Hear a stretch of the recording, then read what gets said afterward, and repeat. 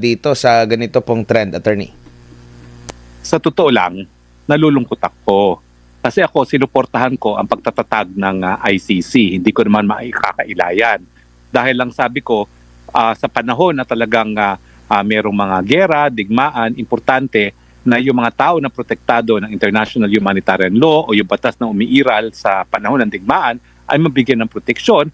At kapag meron lumabag sa mga proteksyon na binibigay ng batas sa mga sibilyan, sa mga manggagamot, sa mga religious leaders, dapat merong hukuman na magbibigay ng katarungan.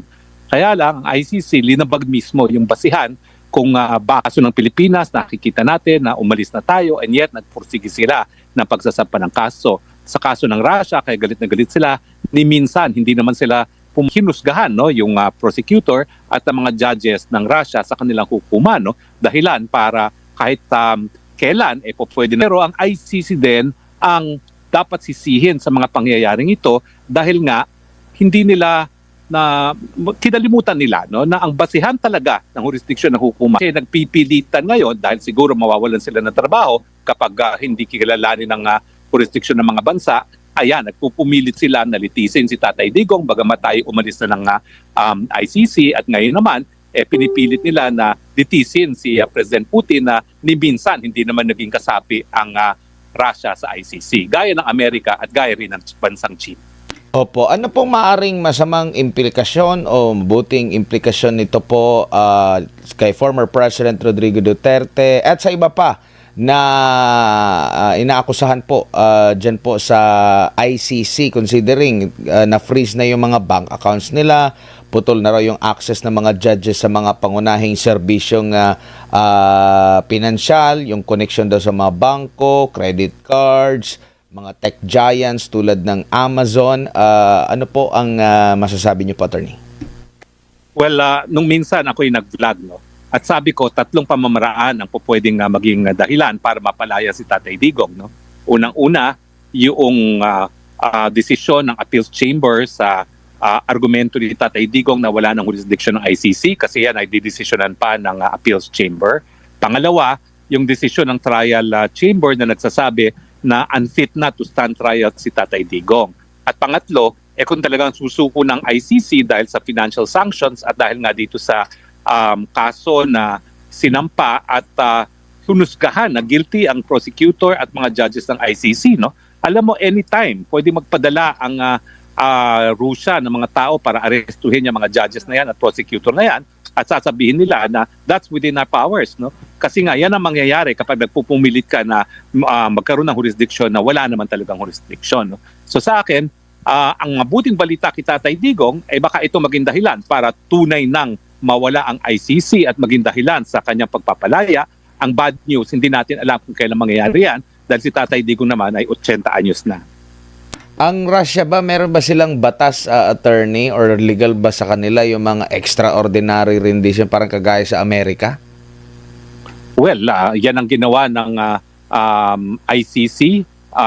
Nagbulag-bulagan doon sa pagkikidnap at pagpapadala sa ICC at sinabi nila, baliwala yan, no? Dahil ang importante, mabigyan sila ng karapatan na depensa ng sarili nila. No? So ang Russia, pwede rin gamitin yung ganyang argumento. Ginagawa yan ng Amerika, ginagawa yan ng Pilipinas, tinotolerate yan ng Netherlands at ng EU, so dapat pwede rin nilang gawin. Kaya nga sinasabi ko, the golden rule, kung ang Europa ayaw nila na dukutin na lang ang kanilang mamamayan para litisin sa iba't ibang jurisdiction, wag din sila maglitis ng tao gaya ni Tatay Digong na dinukot at dinala dyan sa ICC dahil ang kidnapping, sang-ayon nga sa isang desisyon ng South African Constitutional Court, ay illegal at hindi po pwedeng iwasto ang isang pagkakamali sa pamamagitan ng isa na naman pagkakamali at yan nga yung pagkikidnap para magkaroon ng jurisdiction sa pagkatao ang isang hukuman. Opo, tsaka yung isang judge at Attorney Harry, no, na nag-preside doon sa isang hearing kay FPRD, may interview, batid ko na napanood po ninyo, at sila po ay umaamin na talagang apektado sila sa US sanctions na ipinataw against sa ICC. Tama po yan, no? Dahil talagang hindi lang yung mga judges ang na-sanction, pati yung mga kamag-anak nila, no? At masakit yan dahil mawawalan ka ng kontrol sa iyong kita, lalong-lalo na ang mga sweldo ng mga judges ay in US dollars at sila ay mga hindi naman taga Netherlands, no? So kinakailangan magpadala ng pera sa kanilang mga kanya-kanyang bansa, hindi na nila magagawa yun. Pero talagang masakit na nangyari sa kanila kasi wala na silang Google, wala na silang computer programs man lamang, ang kanilang email, proton mail, no? Pero mahirap talaga ang kanilang kalagayan ngayon. At kaya nga ako, sinasabi ko bilang ng araw ng ICC, hindi na yan po pwede magpatuloy at sana nga lang, tunay ng pumanaw ang ICC sa lalong mabilis ng panahon nang mapauwi pa si Tatay Digong na 80 na nga po. Opo. Pero, still, kumikita pa rin sila. For now, attorney. Yung ICC. Siyempre, in fact, yan ang dahilan kung bakit linilitis nila si Tatay Digong. Dahil kung wala si Tatay Digong, wala na silang lilitising kaso. So, nagrereklamo na nga yung Japan, na biggest donor ng ICC, na despite na ang dami-dami nilang pondo dyan, ang mga kaso nagre-resulta sa pag-aabsulto at halos wala namang kaso talagang dinidinig ang ICC. So talagang yung kaso ni Tatay Digong, sa mulot mula, sinabi ko, walang mangyari dyan, tutuluyan siya dahil kinakailangan ng ICC si Tatay Digong para magpatuloy. It's an existential issue for the ICC. Kung wala si Tatay Digong, baka tuluyan ang mawala yung ICC. Attorney, si Edmar Polito ulit.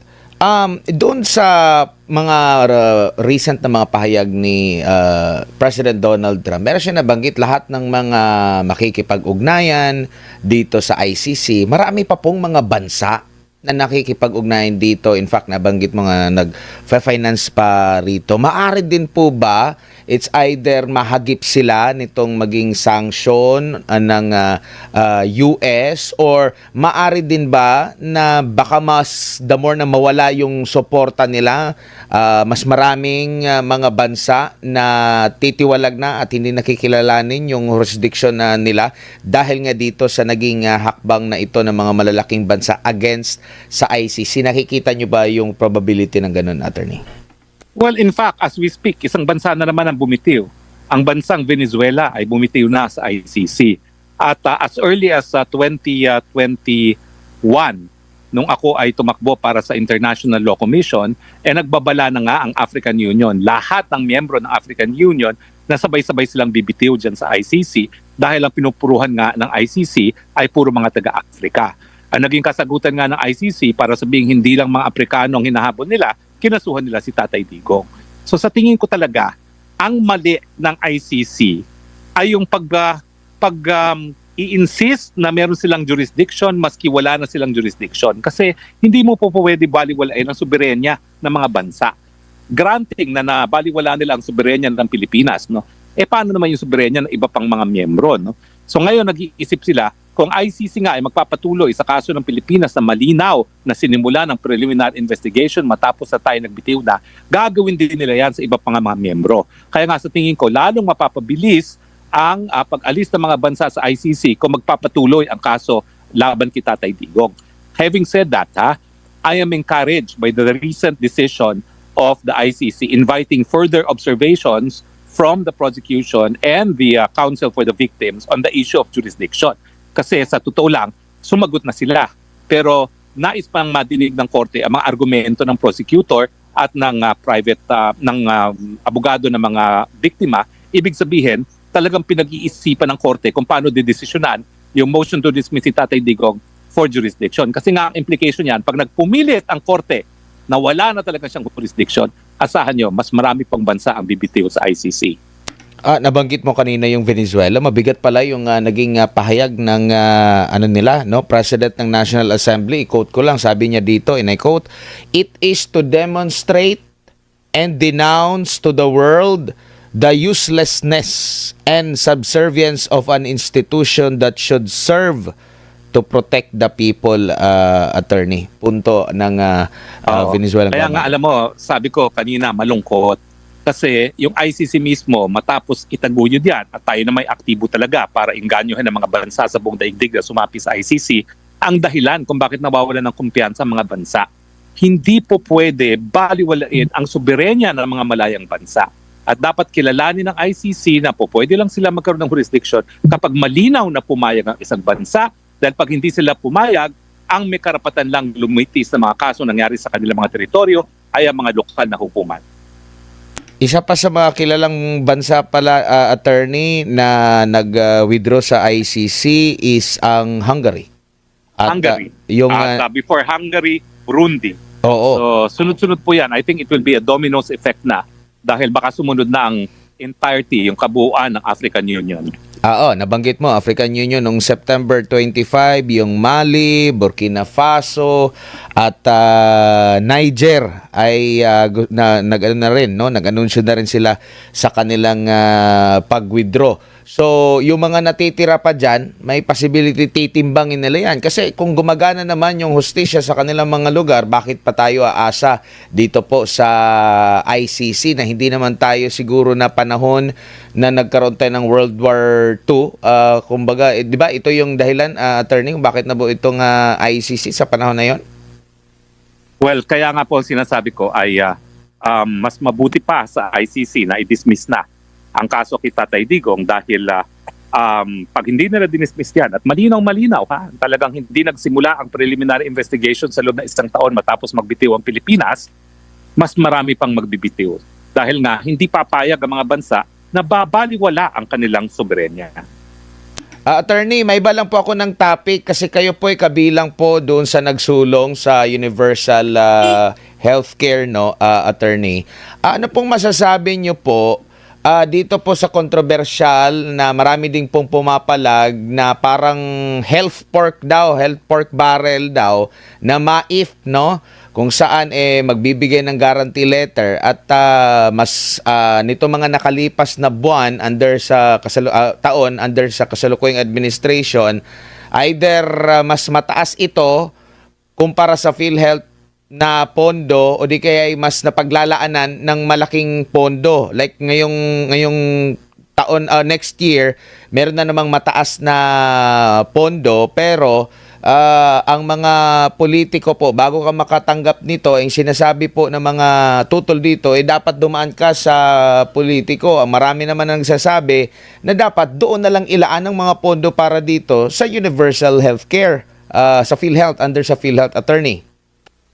Well, naniniwala po ako na dapat talaga tanggalin na yung MAIF at yung buong pondo ng MAIF ibuhos na sa universal healthcare. Having said that, alam mo naman ang ginagawa ng administrasyong Bangag, no? Ginagastos para sa tulay na meron ng pondo galing sa mga gobyernong dayuhan. No? So sa akin, ideally, in a perfect world, kung wala ang Bangag administration na corrupt, dapat talaga mapunta yan sa universal healthcare. Pero habang nariyan ang gobyernong corrupt ni Bangag, kahit papano, nakikita ko naman kung paano nakakatulong yung MAIF kung ang mga politiko ang magre-release ng pondo dyan. No? Kasi nakakarating talaga sa tao. No? Hindi nila gagamitin para sa tulay, pundado na ng ibang mga gobyerno. No? Opo, attorney, nakarating na po ba sa inyo yung impormasyon na mukhang na inuugnay po kayo sa land grabbing sa Bataan? Anong tugon nyo dyan, sir? Lumang tugtugin na po yan, ang tagal na po niyan. Sa katunayan, sabi nila as early as 2022 daw nagdemanda sila sa ombudsman, wala namang kaso. Sa akin, kung meron akong masamang ginawa, di bagsan pa sila ng kaso, bakit sila ang ngawa ng ngawa sa publiko? At bakit ginagamit ngayon itong issue nito para mapawala ng isang linilitis para sa kidnapping na minsan na ay nakonvict na for kidnapping? Alam mo itong issue nito, ginagamit nila. Sinasabi ng Madriaga na minsang nakonvict para sa kidnapping at ngayon nahaharap na naman sa 2 counts ang kidnapping. Sinasabi niya na kaya daw siya kinasuhan ng kidnapping dahil linilihis ko ang issue sa land grabbing. Wala po kinalaman ng land grabbing. Kung ako po yung nag-land grabbing, kasong civil po yan, magdemanda kayo. Pero ako po, ang masasabi ko lang, hindi ko naman sinasabi na talagang guilty na siya dahil hukuman na nga po pwede magsabi dyan. Kasama po ako ng mga parientes na mga biktima ng kidnapping habang hawak yung 2 Filipino-Chinese na kidnap victims. No? So hindi po yan invento. Nakita ko pong umiyak ang mga magulang, nakita ko pong talagang hindi makatulog ang mga magulang at sinuway po nila ang aking advice na wag magbayad ng ransom. No?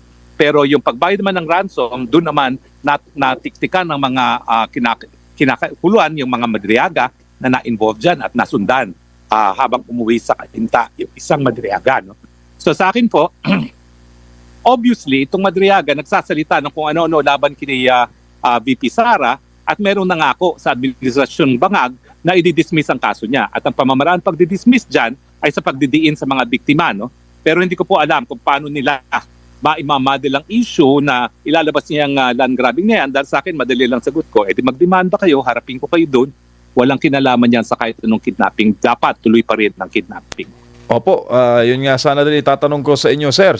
Sa pattern na nakikita nyo dito sa ginagamit nila sa issue kay Madriaga, what comes to your mind, sir? Pinakaunang pumapasok sa inyong pattern sa the way na isinampan nila itong kaso kay VP Sara using the Madriaga issue. Nandidiri na po ako sa kanila. Kasi binababoy po nila yung sistema ng katarungan sa ating bansa para lang sa politika. Sa tingin ko po, itong Madriaga Criminal Syndicate Group, yan po ang tawag sa kanila ng PNP, ay number 5 most wanted ng AKG o yung Anti-Kidnapping Group. Pero ngayon, dahil nga sa politika, pinapangako na mapapalaya siya kapalit ng kung ano nung pagpaparatang kay BP Sara at laban sa akin, ay parang nabaliwala na yung karapatan ng mga biktima na magkaroon ng katarungan. Pag pinalaya niyo po ang notorious criminal syndicate group, marami pa po yung magiging biktima at lalo pa silang lalakas ang loob dahil alam nila na nasa likod nila ang administrasyon. Kawawa po mga Filipino-Chinese, puputaktahin po tayo ng kidnapping pag nangyari po yan. Attorney, ano naman po ang masasabi ninyo sa pag-appreciate ng ating gobyerno, sa otoridad, dito po sa naging aligasyon nitong si Madriaga at ito namang aligasyon ni Congressman Zaldico? Parang nakakalimutan na, parang mas mabilis yatang umusad itong kay Madriaga at napag-uusapan compared dito kay Congressman Zaldico po, attorney. Well, alam natin ang strategiya ng gobyerno dahil binato sila ng katotohanan, iligis ang issue. At kung mapapansin mo, yung mga nagsusulong ng Madriaga issue, ito yung mga pinakamamahal na bayaring public relation firm. Alam na nila kung sino yan. No?